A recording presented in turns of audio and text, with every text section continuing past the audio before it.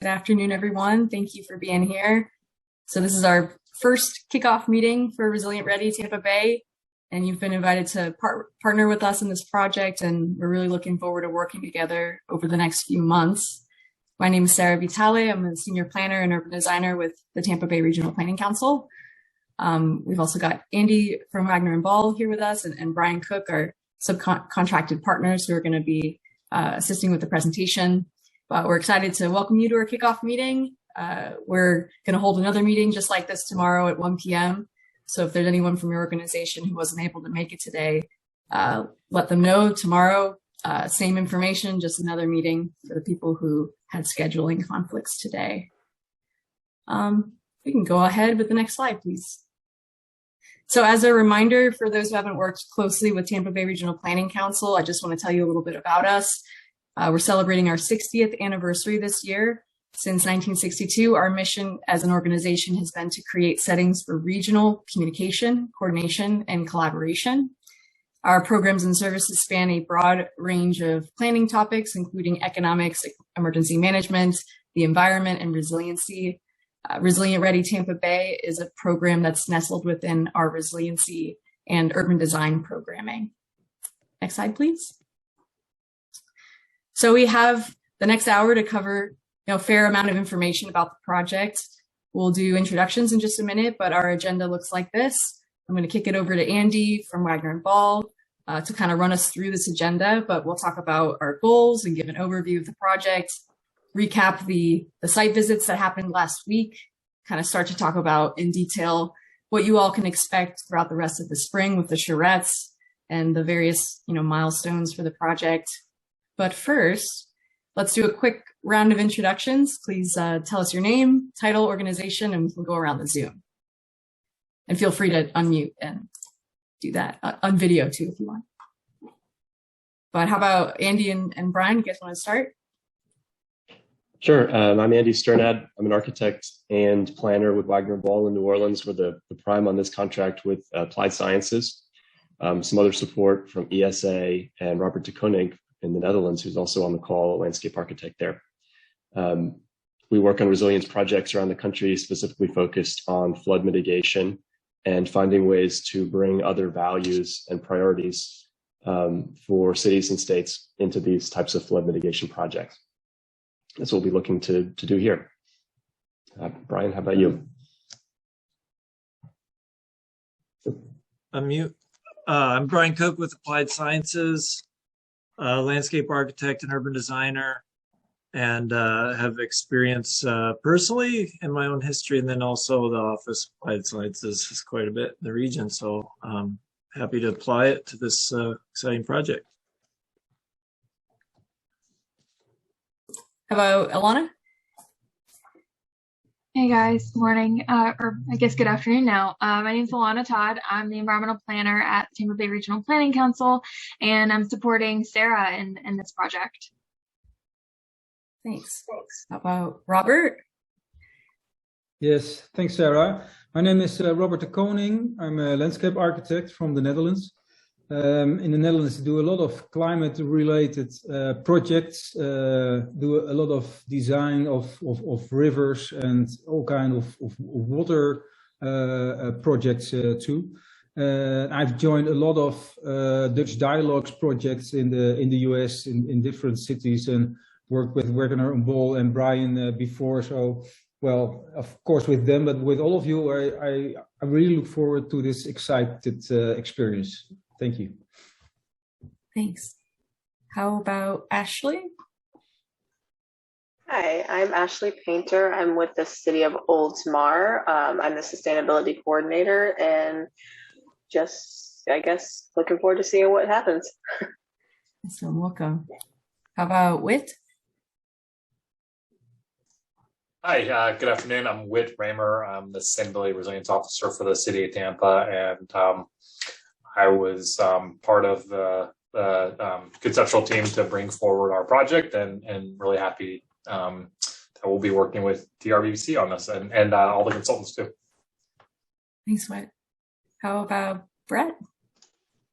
Hey everybody, I'm Brett Warner, Assistant Public Works Director for the City of St. Pete Beach.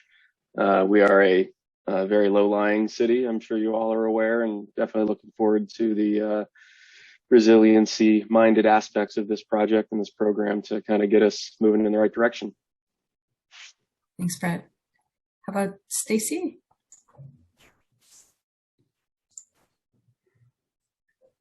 Hi, yeah, Stacy Day. I'm with Pinellas County. I'm in environmental management, and I am partnering with the city of Oldsmar, but happy to partner in any way that the county can offer on this project. Thanks.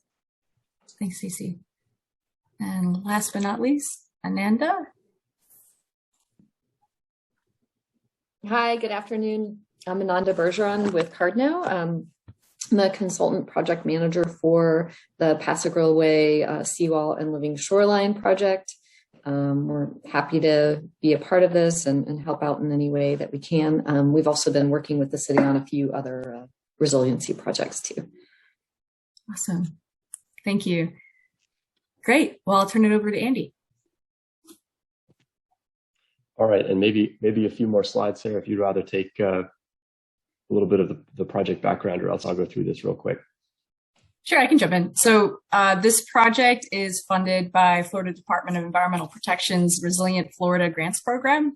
And these grants fund projects that address the impacts of flooding and sea level rise across the state. So we are in partnership with the city of Tampa. We received the funding to implement the Resilient Ready Tampa Bay project. And we're going to pick, well, we've already selected the 3 study areas, and the local governments affiliated with those study areas are going to be our participants throughout this process. Next slide. And what is this project going to do? Over the next several months, we're going to work with you all and other multidisciplinary stakeholders, architects, urban designers, landscape architects, engineers, floodplain managers, all of these folks in a charrette style design process, where we're going to develop adaptive designs for flood vulnerable areas throughout the region. And our focus here is, most importantly, not just on the visioning and the conceptual planning that needs to happen, but also we're thinking long-term about how to get these projects ultimately funded and built. So that's kind of the founding goal of the Resilient Ready project. We want to better position you folks, local governments in our region, for applications for federal and state funding. And we know that a lot of funding is becoming more and more available each year. So we want to try to get everybody on this call and our folks throughout the region resilient ready to address these modern flooding challenges. Next slide. So we're working with several partners, a few out-of-state partners as well as national partners in the Netherlands. The city of Tampa is actively involved in the project as one of those study areas. And we're leveraging the experience of Wagner and Ball, the architecture and design firm based out of New Orleans. And they have a lot of experience in this charrette style planning, which Andy's going to describe to us in just a bit. Also working with Applied Sciences, an engineering firm, Environmental Science Associates, the environmental planning firm, and both groups are based here in Tampa Bay. And their role is more of an assisting on the site and engineering part of the project. And then on the engagement side, we're working with the Urban Land Institute of Tampa Bay, who are going to help us get the word out about the charrettes, make sure we're kind of engaging the right folks throughout the region. And they're going to help us showcase all of the lessons learned in a symposium later this spring. And we've got a consultant from the Netherlands, Robert, who's going to be involved in participating in the charrettes. He'll be here in Tampa Bay, walking the sites with us and doing the charrette process with us. He has a wealth of knowledge and expertise in the living with the water design concepts, and we're just thrilled to have him involved in the project. So it's a mix of the national, international, and local expertise convening on this effort. So we've got a lot to work into these next few months. We've gone through and selected our sites, of course. Now we're here in the kickoff meeting. In April, we'll talk a little bit more in depth between what happens now and in April, but we're going to do the charrettes in late April. And then after the charrettes, we'll develop some resources for the region and showcase them in our symposium in June. So that's the project in a snapshot. It's a pretty quick process. We got one more joining us. Great. So what's in it for you? The 3 study areas, Oldsmar, St. Pete Beach, and Pass-A-Grille, and the city of Tampa, They're going to receive a lot of focused analysis, including design strategies, the visualizations, the cost benefit analyses, and some guidance on project maintenance. So a lot of technical analysis as a part of this project. We only have time and effort for these 3 study areas, but the goal is to try to create resources that will be replicable and scalable for other areas throughout the region. So that's kind of the important part, is we're developing this technical assistance. So walking you all through the Charrette style process and then leaving you with a lot of resources to help kind of move things from visioning to implementation and design. So with that, I'll let Andy talk about what Charrette really is. Great, thanks, Sarah, and welcome any questions along the way that might come up, and Brian too. I hope you can contribute some observations from what we saw last week. But I'd just like to spend about half an hour going through this Charrette process and some of our experience, and then look at quickly give you a sense of the other sites besides your own as part of this project. We visited all 3 sites, had a great day on Thursday last week, and got a chance to meet many of you on the call today. And then we'll wrap up with questions 15, 20 minutes at the end. So just a brief definition on what is a Charrette. It's fast, it's integrated, it's interdisciplinary, it's design based. And I think this is a definition that I like from the World Bank. It may look a little different from the planning processes you've engaged before, maybe not, I hope not. But it's meant to be fast, concept driven, creative. We've got a very compressed timeline this spring, but we've had a lot of experience working through the Charrette process to set up a long-term success in other places. I'll talk about some of those examples and how they may apply to this project. So that's what Resilient Ready really is. We're using this Charrette-based process to accelerate project development in coordination with the many things that are already underway, many studies and projects going on, to try to focus how resilience efforts can be coordinated within a city or across the region, can really clearly define values and priorities, and then align a design concept to those goals.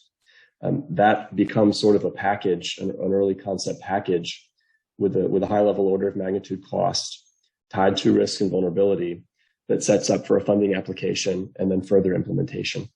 So the funding application itself is not part of this project, but I'll talk to you a little more about how this is played out elsewhere, and maybe as a model for you, whether at the TBRPC level or individual cities or through other programs. And then, of course, we keep in mind as we develop in this early stage what construction and implementation looks like, what some of those obstacles and barriers might be, how we can anticipate, and then anticipate who's going to operate and maintain, and how these projects might develop over time in a way that serve as examples or lessons that can be either replicated or studied for improvement.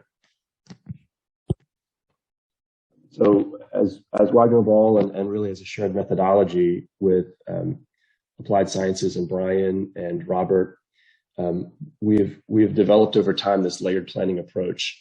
So this may be slightly different from past planning efforts you've been involved with. We start with something deeper than what happens on the surface. We found this is a way to align projects to kind of long-term structures of geology, align projects with much larger infrastructural investments, and be able to leverage some of those investments for a particular project or outcome in a place. So while the project in the end may end up looking like a park retrofit, or in the case of an architectural project, a specific building or school or community center, we try to find ways to tell a broader story about that project as a representation and leverage of some of these bigger things going on around it. The design outcomes from the Charrette process itself may look something like this. These are examples from Charleston, Houston, and in New Orleans. Some of them drawn by Robert's hand, who's on the call today, who's participated with us in these types of efforts for years. But these sketchy outcomes, these sketchy drawings represent a lot of conversation and alignment that happens during the Charrette event itself. So it's really visual, sketchy and drawing based. And I'll talk a little in a minute. You may be surprised when you see some of these drawings, how influential they become over time in terms of orienting stakeholders towards a concept. And sometimes they turn out remarkably similar to what was initially sketched in a workshop, just like the ones we'll be hosting in April. So what does that charrette look like itself as an event? We'll be hosting 3 charrettes, 1 for each of the study areas, at a location hopefully local to each of those 3 sites. We've got a backup location at the TBRPC facility, but we'd really like to be working as close to the 3 sites as possible. But we've scheduled a 3-day events, and we've scheduled these back to back. So that 2-week period at the end of April, we'll compress all 3 charrettes back to back to back, so we can build some momentum, get people engaged from elsewhere in the region and the country and the world in that condensed time frame. So within each site, day 1 will be a walking tour and site visits, something like what we did on Thursday last week, for those of you who were able to meet us there. But this will be a full day event for the design team, perhaps a partial day event for, I don't want to take too much of your time, but we welcome any level of participation you can offer on that day. But we'd really like to take that first day to document and explore the particular local site, and also take a look at the wider city context around it. And I'll give you a sense of that picture and some reflections about what that context looks like for the 3 sites based on what we saw last week. On the second day, this will be sort of a working day in a location nearby the site. We're anticipating about 30 people invited participants. So we found that this is a moment for not necessarily full public engagement. But we can have a conversation to the extent of public involvement. We see a lot of other opportunities for feedback and presentation throughout this process. So we can talk about that a little more if you have questions. But we see this day 2 as kind of a focused design effort over maps, lots of trace paper, small working groups and conversation with visual sketched outputs. So it's really important in this day 2. We'll introduce the project, listen to the folks in the room, bring some ideas and test and get feedback, and then iterate on them, trying to come up with as many possibilities as we can. And a lot of preparation goes into bringing maps and background and ideas to the table in a very concise and focused way to make the most out of this day. I think these are really fun days. This is really the most fun days of my job. And I hope that kind of positivity and energy and optimism, you'll feel that too, and would like to participate for the full day with us. And then the third day typically looks like kind of an integration and presentation. So taking all of those iterated ideas and designs, pin them up on the wall, critique them, figure out how they align and connect together. And then sometimes in addition, have some technical subject matter expert presentations, depending on what's relevant for the sites. So trying to wrap in other concepts and technical ideas, maybe some project experience from city staff in the past to kind of strengthen the story of the projects we create. In some cases, the end of a day like this could look like a public open house, people just coming through and seeing the work on the wall. That could be an opportunity for a presentation. So it's not a finished result. It's a very raw and kind of working opportunity, but sometimes can generate a lot of energy. We can talk with you. Maybe that looks a little bit different per site for each of the 3 sites, depending on your constituents and how you perceive the need. So I think that'll be an interesting conversation with each of you. So a couple of successful examples from the past. In New Orleans, that kind of sketchy idea, this is a sketch for a district plan in a suburban area of New Orleans that Robert drew in 2008, 2010 timeframe.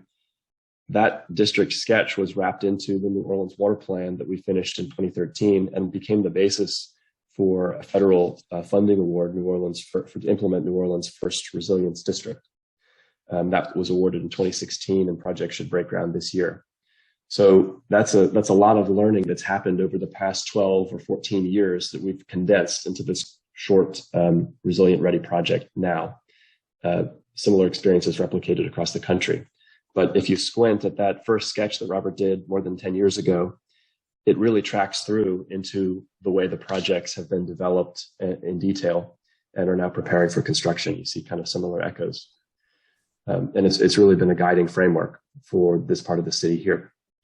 In Charleston, a similar sketch of a concept.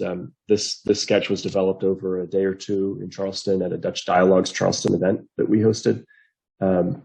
That sketch has become a framework to help guide the development of the Army Corps' storm surge barrier around the historic peninsula, and has helped the city chart a course forward in parallel to the Army Corps to achieve multiple other benefits to that project for recreation and stormwater management, historic and aesthetic maintenance of view sheds, and things like that. So again, that fast sketch that maybe comes together through intense conversations in a day has a lot of legs.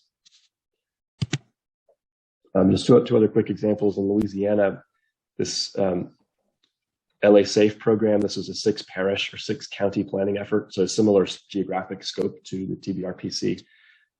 We helped the state, as a lead designer, create parish or county-wide master plans and identified pilot projects within. And those were then funded and are under construction right now. So this was another sort of 2018 to 2022 timeframe, 4 to 5 year process that we're hoping to condense down, distill some key lessons for this spring in Tampa. And then finally in Virginia, just some idea of leveraging this project and the Charrette process for other funding opportunities. We hosted a Dutch Dialogues Virginia event a few years ago. That and other Charrette-based projects led to a lot of funding. We helped our clients attain federal funding through the NDRC program. But the city of Hampton spun off the workshop and Charrette effort to fund additional series of projects through an environmental impact bond, the first of its kind in the state or in the Commonwealth there.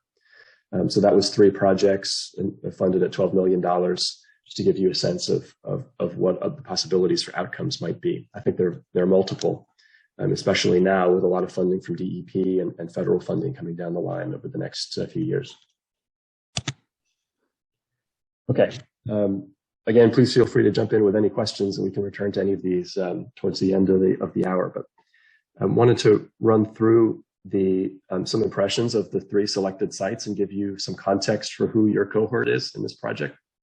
You may be familiar with some of the folks and locations. We had 13 applications, I believe, and selected 3 with a lot of replicability. I think for many of the other sites, I hope we can involve some of those other applicants maybe in the symposium in June. That definitely was not a wasted effort. But the 3 sites that were selected were based on landscape types. For the barrier island type, it's Pass-A-Grille and St. Pete Beach.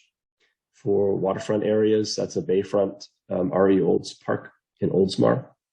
It's kind of a representative bayfront landscape public space along the bay. And then inland, it's the North Tampa Contained Basin within the city of Tampa. So that's kind of a low-lying suburban district where some buyouts have already occurred. And then these projects are also tracking along those broad landscape types. So as we look forward to replicability, each is unique, of course, but we'll be working hard to distill some lessons that can apply across the other regions and throughout the TBRPC Tampa Bay jurisdiction. Part of this project will begin with analysis, building on data that's already there. A lot of studies underway. We just learned yesterday that about a vulnerability analysis that the city of Oldsmar has conducted. So a lot of great resources to draw from. A lot of work that Brian has been involved with the city of Tampa. There's just a lot out there already. So we're not going to be conducting necessarily a new data collection, but we'll be analyzing and interpreting a lot of these existing information into a cohesive narrative about each of the projects. So using this data in a very streamlined and specific way to set up these next steps, especially funding applications for potential projects. Okay, so the 3 sites in a little more detail with some photos from last week. The Pass-A-Grille site in St. Pete Beach, it's kind of the end of the island. So this red highlight indicates a specific project area, but I think we'll actually be looking at both sides, the pass side and the Gulf side, and some of the connections in between. It's a really difficult low-lying site, storm surge implications, and a longer-term sea level rise challenge, but representative of kind of both the hard edge on Pass-A-Grille Way, the seawall condition, and the dunescape on the Gulf side, and all the questions that raises about sand projects, beach renourishment. So just a sense of context here, Brian. I don't know if you want to jump in with any of the bigger framing perspective for this site. I mean, I think you're doing fine. We can keep going. Okay. So it's on the pass side. We met with Mike Clark and Brett last week, and there's this seawall condition, kind of World War II era seawall condition, with the project underway to raise that edge. There's some existing work that's happened here. This is actually a pump station embedded to help drainage. There's been a lot of drainage work along the street recently. So we'd like to leverage that investment, think about maybe soft edges, living shoreline approaches that might be valid here, in addition to other types of uses, recreational uses along both edges. Kind of historic bait shack here at St. Mary's, some other piers. So it's a constrained environment right up against the water, but we're going to be looking at maybe turning that hard edge into more of a gradient. So what are some softer and green infrastructure approaches that might help with water quality, and start to engage the longer term questions? There's the seawall question itself and the challenges of erosion and maintaining a structure like this. How can a living shoreline or a softer edge approach in parallel help extend the longevity of infrastructure like this? There's some sand transport questions around the edge of the island. You see it creeping up here, the dog beach down at the end. So there's a conversation around both sides of the island, scour on the Gulf side, and deposition here on the around the bend. I think one thing just for each of the sites that we're really trying to pick up on is what are some of these dynamics of sites that we're kind of been engaged in battle with. And so, for example, a seawall, we were talking about that and how it's becoming undermined. And there's a certain dynamic of the channel. And then you have the sand wrapping around the south tip of the island. So there's these big overarching kind of dynamics of the island. And those are the environmental. And then there's also those same attributes and the cultural side to deal with. So what we're really trying to do is rather than be at odds with those kinds of dynamics, try to harness them and think about how do we start to be more incorporative with design and with our infrastructure. So it's incorporating a lot of these elements and thinking of the long-term futures rather than short-term kind of warfare. So we saw some private sector adaptation already taking place. New homes being elevated and built higher. Kind of interesting alleyways. We had a conversation about that. Just the overall urban structure. It's kind of local orientation, not such a high intensity of use like hotels and taller buildings elsewhere on barrier islands. For the beachfront, existing seawall, some beach nourishment and erosion questions, kind of constructed dunes already in place. So a lot of investment here that we hope to be able to build on.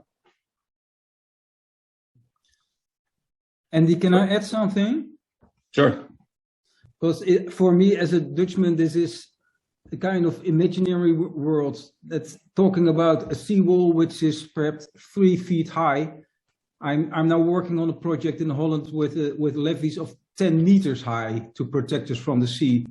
So it's a real contrast. And when I see what will be happening in the future with the sea level rise and the hurricanes and the non-natural edges you have down there, that there really has to be done something on a real other way. So well, I'm thrilling to see what kind of natural processes we could add to make it more sustainable, more resilient. Yeah, this is really a project about the edges, and how to turn some of these harder edges maybe into softer gradients. There's a lot of effort and work already out there, so we don't approach this kind of starry-eyed. You know, there's some real challenges here and limitations and constraints. And so we hope to surface some of those, and hopefully bring some new ideas or layer on to some projects that are already underway. Andy and Robert, this is Brett Warner, St. Pete Beach Public Works. You're absolutely right. We are not trying to protect against the Category 5 hurricane that comes right up the coast, because really that's almost an impossible thing to prevent or to protect against. We're looking at the tidal flooding, tidal sea level rise. What do the next 30 years look like on a average daily basis? Because when there's a big storm coming, the entire island gets evacuated, and it's how do we return to normal operations after an event like that, more than how do we protect ourselves from an event like that. There's very little we can do when something like that comes our way, knock on wood. But I just wanted to address that topic. Very good point. That's really helpful. That's helpful context. Thanks. So just a past example again from Charleston about issues that might be in play here, and how we define that study area. So it's about the very specific projects and specific places with a wider view towards context, leveraging investments, defining value. So there are some real trade-offs that quickly come into play about costs and benefits. But in Charleston, for example, through this Army Corps project that was narrowly defined for storm surge, we've been able to incorporate some living shorelines, some other types of some edge and investment in real estate and adaptation that has improved the cost benefit ratio on that project, and specifically some port property and some change in impact to the natural conditions. So we'll be looking for asking similar questions, I think, at the Pass-A-Grille site, and hope to work with maybe some of the same stakeholders. We had conversations about the Army Corps while we were down there on Thursday, and may be able to strategize how to engage them in a different way.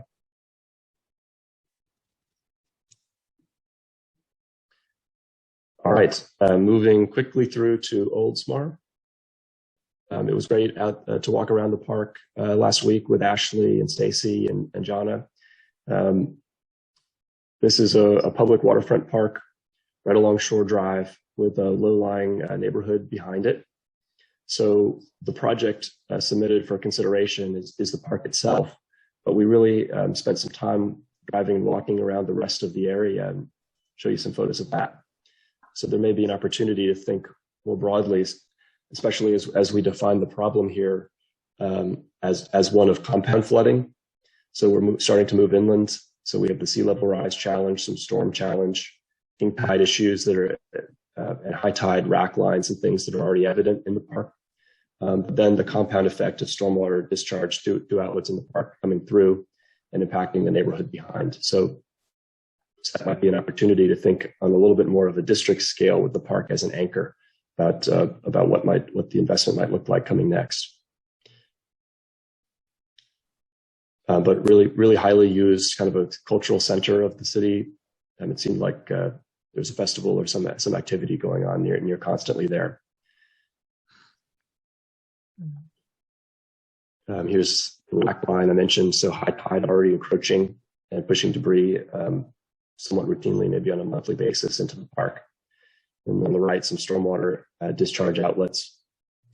I think there's a principle here that Robert was alluding to, but also Brett, about living with water and not necessarily trying to fight these changes that are starting to occur, but but find ways to negotiate them in green ways as gradients, maybe adapting sometimes policy and land use as much as infrastructure itself,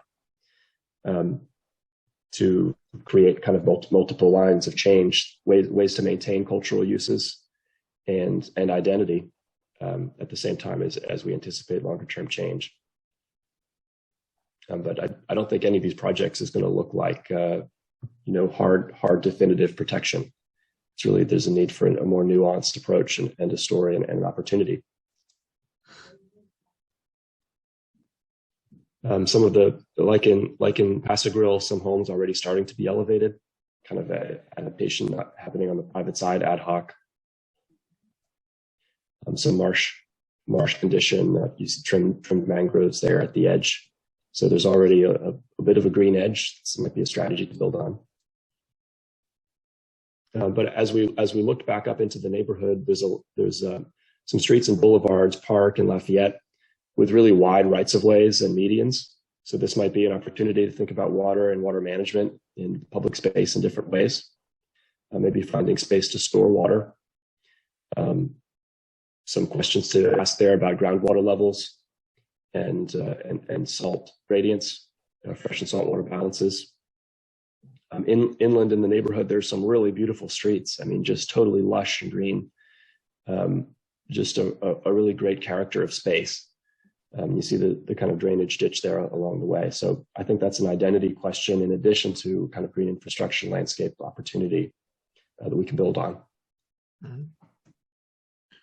Brian, anything here on some of the other waterways? Yeah, just that we did discover this kind of underlying drainage landscape, and really isn't immediately noticeable unless you're looking for it. And that could even be part of the design development going forward, as one, getting the resilience components and incorporating habitat and future conditions into our infrastructures, but also kind of create as an identity. This is a unique aspect of a unique place, and so how do we design around it with these different components? This is up by Oldsmar Elementary there on the right. So kind of squint at what a study area might look like. This is an example of a project. One of our projects is just nearing completion in Norfolk. But that map on the left, if you squint at it, maybe you see echoes of Oldsmar with a coastal condition and an edge project, the park. Some green infrastructure happening in the neighborhood behind, including a constructed wetland. All tying back into, in this case, highway, but in the Oldsmar case, maybe Tampa Road, sort of a main thoroughfare and a transportation corridor behind. So this is not to close off any ideas, just to give you a sense of the way we might start to expand the definition of the study zone around the park as an anchor at that edge. This is really about a gradient that extends farther inland in terms of stormwater, fresh and salt, compound flood management, and the changes in those factors as sea level rises over time.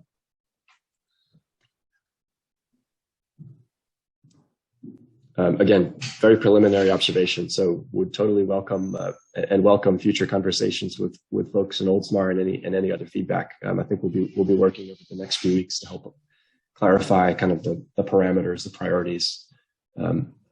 So just a few thoughts here. The third site, the North Tampa contained basin. It's a low area centered around a sinkhole, which is the drainage outlet for this area. So really interesting geologic context to explore here. But this is a largely suburban, lower income area. There's an adjacent park with some stormwater projects already completed. But you can get a sense from the topography, green being lower and brown is higher, that these low areas kind of, and as indicated by the detention basins, suffer a lot of water flood challenges from rainfall. So this is a representative inland water type. The red areas are bought out properties. Those have already been bought out on a voluntary basis by the city of Tampa. Homeowners who voluntarily chose to go through that process. We're left with this kind of pattern of properties, kind of patchwork pattern of properties and detention basins strung together by public rights of way in the street. And we think that's kind of the basis of this project, sort of a network of streets and ponds ultimately discharging into that sinkhole. So on the left, just an idea of the bought out properties. See some, again, a really beautiful mature oak canopy. So want to work with that constraint, but otherwise sort of a patchwork of a couple of empty lots in the middle of this neighborhood. On the right, the park stormwater lake that's already recently been completed. Some of the other detention ponds on the left, that's right across the street from the park, and then bigger pond here next to a sewer lift station with an outlet into the sinkhole. Some are open to the public, some are fenced. I think that's an opportunity to think about access and edge condition, water quality, what happens at the edge, all while maintaining the storage capacity and hopefully improving the storage capacity for stormwater runoff in this area. And then finally, we'll look at that sinkhole. It's kind of down the driveway of one of the bought out properties, and then really deep, remarkably deeper than the other ponds surrounding, with some existing water and duckweed down there. So this area is basically discharging down into a groundwater table, a shallow aquifer. So Brian, anything else to add there from our observation? No, I think this area has really been managed for water quantity and trying to, in a safety sort of measure. And so the goal is really what else can we incorporate into these systems? How do we layer things into it, such as water quality, community asset and value and experience? So yeah, we went on some tours of similar type landscapes and just looking at other projects that take this lake basin kind of idea and have expanded it into really nice places to be. That also has public, we talked a lot about public health aspects the other day, about getting people to be able to move and through and around these places and incorporate that into daily life for the community. Interestingly, there was a guy parked at the park, and just hanging out, kind of tailgating on his own there. So developing those experiences is part of it. Yeah, definitely. And a lot of great resources in the region to draw on. So trying to elevate some of those examples too, like Brian mentioned. We were out there with Alex. I don't remember his last name, Brian. Awad. Alex Awad from City of Tampa Stormwater Department. He was referencing Al Lopez Park, kind of a detention pond, similar detention pond that's been in collaboration with the Parks Department turned into this great asset. So similar, defining a study area and a single project within a larger network of stormwater management, an example from New Orleans, but lots more to talk about: taking over streets, reimagining medians, and ditches, even potentially removing some streets. We talked about that with Alex out there. A very specific stretch of street alongside one of the detention basins maybe serves as a prototype for removing the street and reusing that right of way in a different way in the public realm. And connecting to geology. So that's this subsurface sand layer in New Orleans was a guiding factor in the development of this district. So we hope to bring some other expertise to bear in this particular charrette around geology as well. Okay, so to give you a sense of what's coming, we're here at the kickoff early March. We'll be reaching out rather immediately to y'all about who we'll be working with from your teams. We look forward to meeting the rest of y'all who we weren't able to meet on Thursday, to ask for data requests, study requests, just trying to get up to speed with the huge amount of work that's already been done. Sarah and TBRPC will be working to set up stakeholder and technical advisory committees to support this project. So stakeholder committee per site and a broader technical advisory committee with some specific resources that everyone can share. So we'll be trying to get those together. Some questions for you, I'm sure, over the immediate few weeks. Early in April, we'd like to review kind of site briefing packets. So over March and April, working together with you to define the goals and priorities and develop these packets, which will be used to lead the development of the charrette. Really key preparation. Early April, I'll be in Tampa again for the Resilience Leadership Summit. So I think that'll be an opportunity to check in at each of the sites, maybe for some engagement activities with the stakeholder and TAC. And then the charrettes themselves back to back this last 2 weeks in April. So 3 days for each site. We're not working over the weekend, just the 5 weekdays, but we'll be staying over the weekend as we need to. And then working with you through May on debriefs and reviewing the results of the charrettes. And then finally wrapping up in June with a broader showcase symposium. So I think this is kind of a summary to give you a sense of check-in points where we'd like to engage you over the next few months. And yeah, definitely be thinking about what studies or assessments have been done on these sites before and what data might be useful. We'll be coming for you to get that information. So about 10 minutes left is the last slide. Be happy to chat and open it up. But we'll be working, and Sarah will be reaching out to y'all, Sarah and Alana, to confirm dates and locations. Brian and I will be reaching out with some data requests, make sure we're reaching the right people. And then we'll be forming these committees as a venue for further feedback on each of the sites as we develop the briefing packets and on through the charrettes.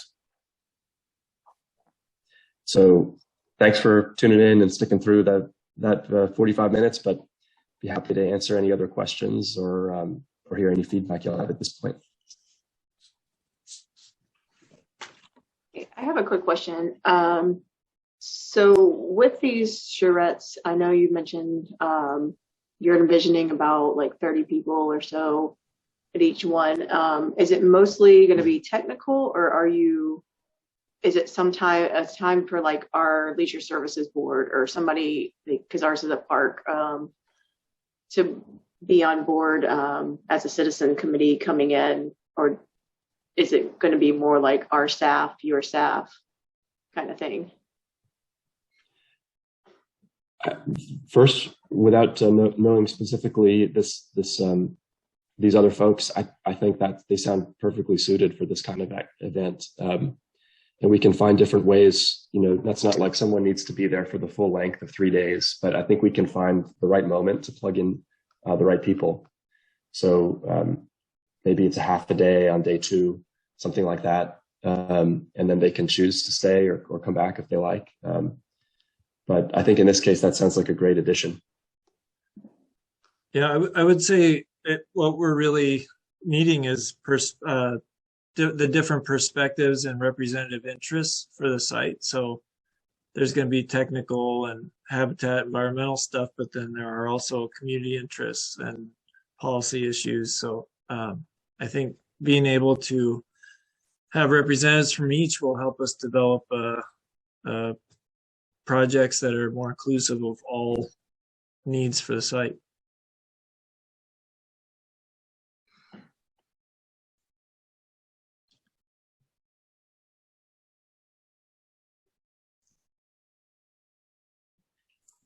Well, I'm excited. Great. Yeah, these days, the charrette days themselves and the walking tours are really fun. And I mean, it's just a really cool opportunity to think big, to think broad. We can refine and make more specific over the course of the day. But let's dream a little bit and think and draw. Yeah, I was going to just add, on step 2, it's the drawing day where everybody's there. He was showing pictures of trace paper and all that. I want to communicate how that's really a day for exploration it's not necessarily like solving all the problems that day. The drawing part is almost like documenting the issues and goals and layering them up and addressing them and thinking creatively. So it's not necessarily just like we think this is the answer, let's document this one, and then this is the answer, document that one. The drawing is really an exploration kind of phase. And we will get to the answers, but that's important for that day. Yeah, Brian, I totally agree with you. And it's that word exploring you use is very fine. It's one big analysis, and would start already with the first tour and the site visits, where I hope that some locals, which can also not tell about where we are, but how it works and how people do live and where they are, yes, what they like and don't like, and so that we really get a view of those locations from different perspectives. And then when we add a kind of strategy, a kind of vision to that, then the analysis and the ideas will come up, and we draw that on the second day, and mostly also on the first evening, on the first night, where we have the first ideas, which we go on working on the second day. Yeah.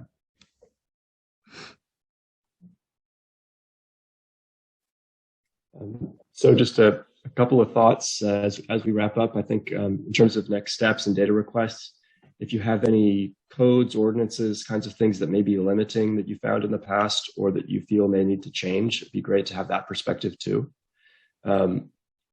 If green infrastructure is prohibited for any reason, what are some immediate roadblocks? With pervious surfaces, permeability. I think we'll try to dream beyond some of those immediate challenges, but with an awareness for what's now. Same goes for existing projects underway. I think the Pass-A-Grille site in particular, there's been a lot of thinking and investment there already. So we'd like to really respect and leverage that and learn from what you've just been through. Some of the challenges, maybe some other opportunities you weren't able to realize. So really approaching this humbly. There's a lot of lessons locally that we can build on.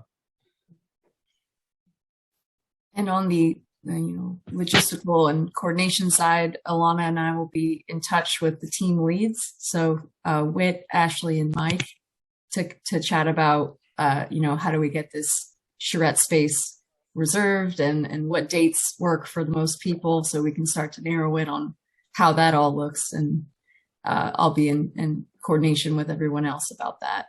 But stay tuned for some emails from us to kind of focus in on those conversations. And also, who else should be involved in this? I'm going to throw a link in the chat. This is our beginning list of stakeholders per team. So you can go to the bottom of the sheets and see who we've already started to think about for the TAC, but also who should compile our stakeholder committee, who should be involved in that. So if you're familiar with Google Sheets and want to just go ahead and write in there some suggestions, that's great. I'll also be emailing this to the team leads, but I thought I'd let everybody on the call just check it out.